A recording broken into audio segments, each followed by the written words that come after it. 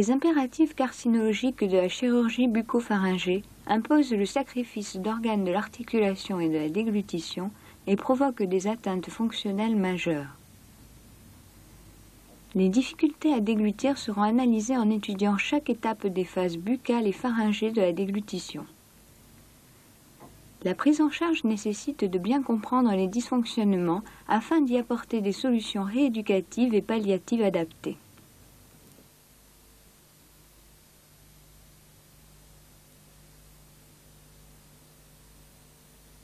Les glossectomies subtotales consistent à retirer plus de la moitié de la langue, le plancher buccal homolatéral et peuvent être étendues à la loge amygdalienne et à une portion du voile du palais. Les glossectomies totales sacrifient toute la langue et sont élargies aux loges amygdaliennes et à une partie des parois pharyngées. Elles descendent jusqu'au pied de l'épiglotte. La reconstruction intrabuccale et le comblement des pertes de substance sont réalisés généralement par un lambeau myocutané du grand pectoral ou du grand dorsal. Dans ces deux types d'intervention, une hémimandibulectomie peut être associée.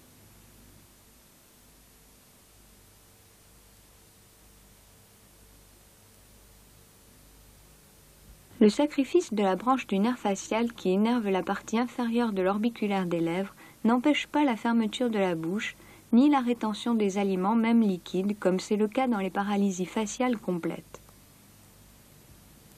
L'incontinence apparente de la salive lors de la parole semble plutôt résulter de la stase buccale importante et de l'impossibilité à vidanger complètement et régulièrement la salive. Cette stase est présente aussi bien dans les glossectomies partielles que dans les glossectomies totales.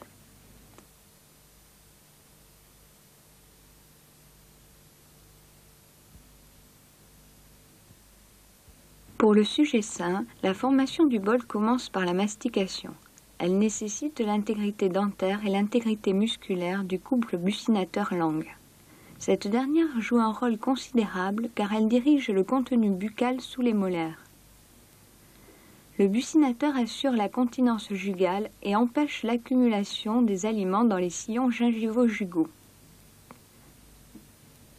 Dans les glossectomies totales, la formation du bol est impossible car aucune structure musculaire remplaçant la langue ne dirige le bol alimentaire.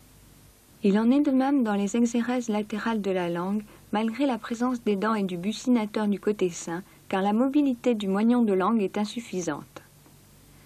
Du côté opéré, la mandibulectomie ne permet pas la mastication ni l'adaptation d'une prothèse dentaire.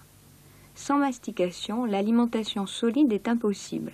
Seuls les aliments de texture pâteuse, semi-liquide et liquide pourront être ingérés.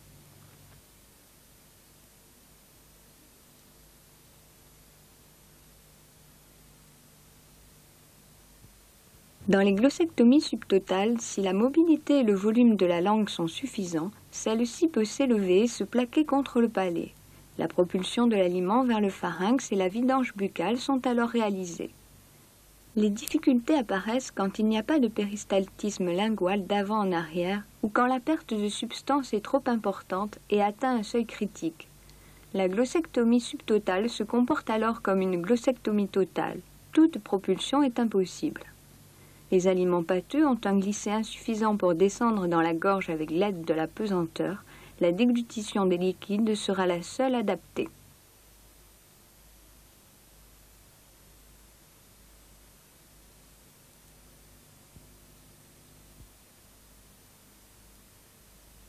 La réduction de la mobilité linguale est inhérente au sacrifice musculaire et à la traction des cicatrices.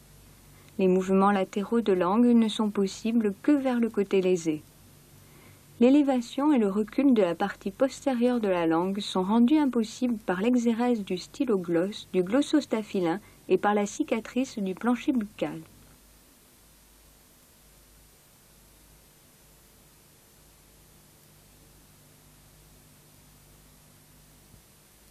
La stase siège sur le plancher de la bouche car la diminution de mobilité de la langue ne peut assurer un balayage correct du réservoir inférieur. La partie de langue restante n'occupe plus tout le plancher buccal. L'espace laissé vacant par l'exérèse est envahi par le bol alimentaire. La stase peut s'accumuler aussi sur le palais car la langue ne se plaque plus intimement contre celui-ci. Plus l'exérèse de la langue est importante et plus la mobilité est réduite. La vidange buccale est alors difficile, en particulier pour les aliments pâteux.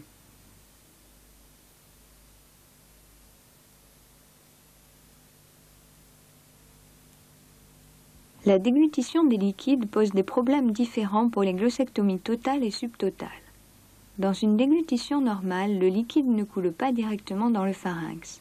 Il est retenu dans la bouche par l'occlusion du sphincter buccal postérieur, réalisée par la contraction des piliers antérieurs et postérieurs, qui abaisse le voile et ferme l'isthme du gosier en synergie avec le recul de la langue. L'exérèse des piliers supprime cette continence et le liquide s'engouffre directement dans le pharynx. De plus, la reconstruction de la loge amygdalienne par un lambeau myocutané n'offre pas une zone sensible et réflexogène permettant de déclencher le réflexe de déglutition. Les centres bulbaires n'activent pas les contractions pharyngo-laryngées. Le liquide peut alors déborder dans le larynx, réalisant une fausse route avant la déglutition.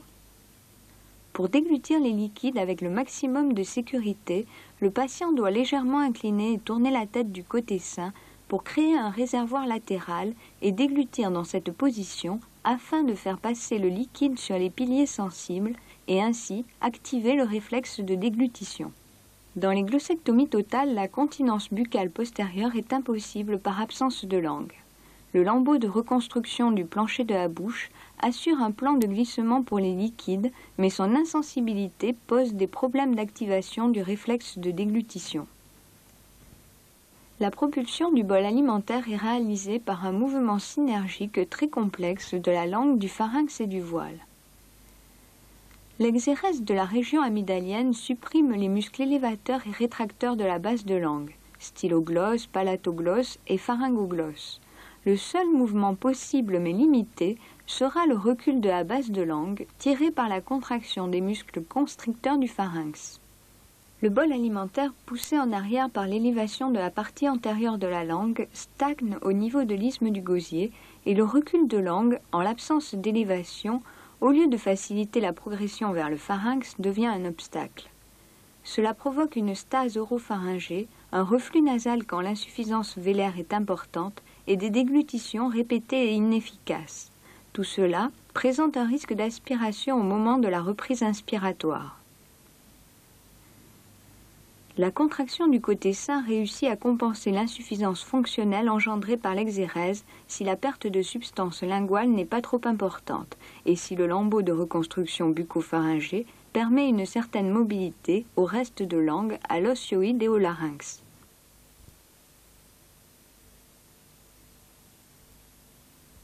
Le lambeau myocutané permet de combler la perte de substances importantes de muscles et de muqueuses au niveau du plancher de la bouche et du pharynx.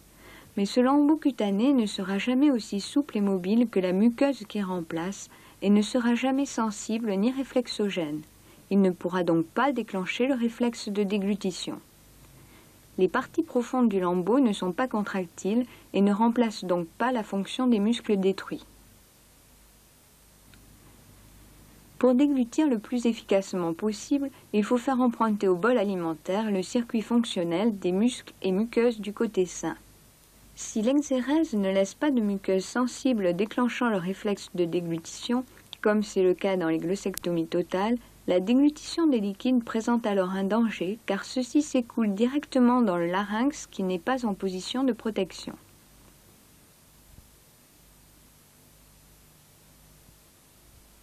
Avec l'exérèse des piliers antérieurs et postérieurs, une partie du voile est enlevée.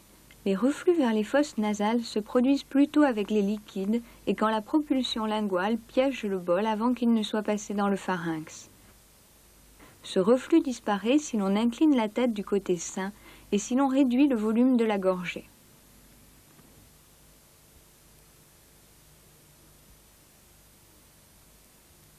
Lors d'exérèse totale ou subtotale de la langue, la bascule épiglottique, même si elle ne recouvre pas totalement le larynx, semble apporter une protection efficace.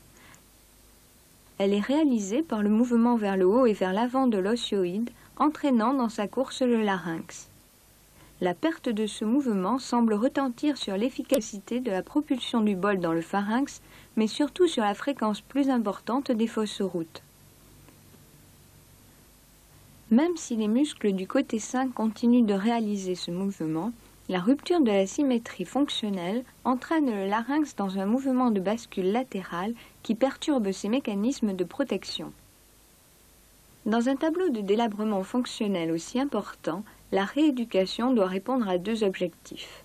Trouver des solutions palliatives immédiates permettant d'augmenter l'efficacité et le confort de la déglutition et améliorer les performances fonctionnelles. L'alimentation ne pourra plus jamais être solide. Plus la mobilité linguale est diminuée, plus la fluidité du bol doit être augmentée.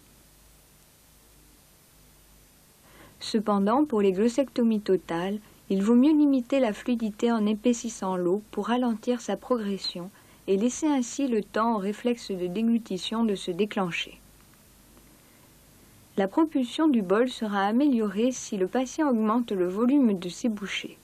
Une partie de la bouchée prend la place de la perte de substance linguale, tandis que l'autre partie peut être propulsée vers le pharynx.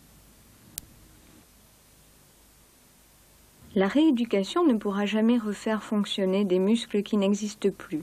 Par contre, elle peut améliorer la mobilité des structures restantes et éviter les conséquences de la cicatrisation.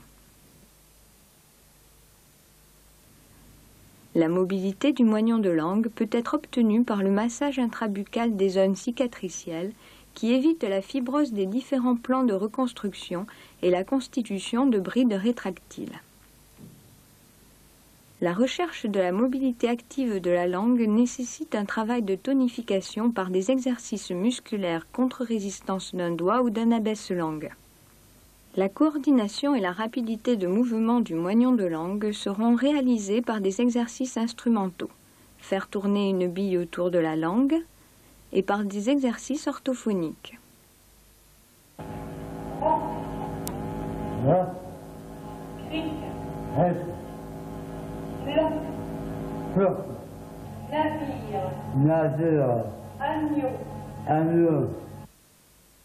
L'élévation de la langue nécessite des exercices de contraction plus intenses. La stimulation des muscles élévateurs est réalisée en demandant au patient d'écraser un petit ballonnet contre le palais. Les perceptions sensitives et kinesthésiques de la sphère oropharyngée sont très perturbées par les mutilations chirurgicales. Pour obtenir de nouvelles performances fonctionnelles, il est indispensable de réaliser une reprogrammation neuromotrice du schéma corporel. Pour développer la meilleure réponse motrice, il est nécessaire de stimuler les sensibilités extéroceptives et proprioceptives intra- et extrabuccales.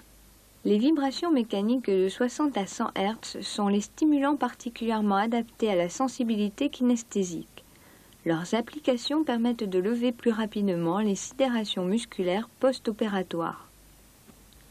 Le choix de boissons très gazeuses et glacées stimule très vivement les muqueuses buccales et pharyngées restantes et augmente la rapidité et l'intensité de la réponse motrice de chaque déglutition. L'assouplissement des zones cicatricielles cervicales par les massages, vibrations et ultrasons, le drainage des œdèmes vasculaires et lymphatiques apporte un bénéfice fonctionnel et esthétique qui concourt à une meilleure réadaptation des séquelles d'une chirurgie carcinologique mutilante.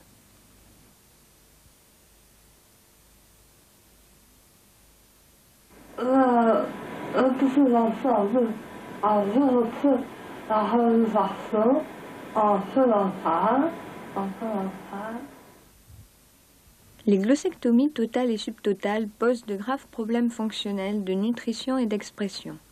Aider les patients à trouver des solutions palliatives par la rééducation ne doit pas faire oublier la dimension humaine.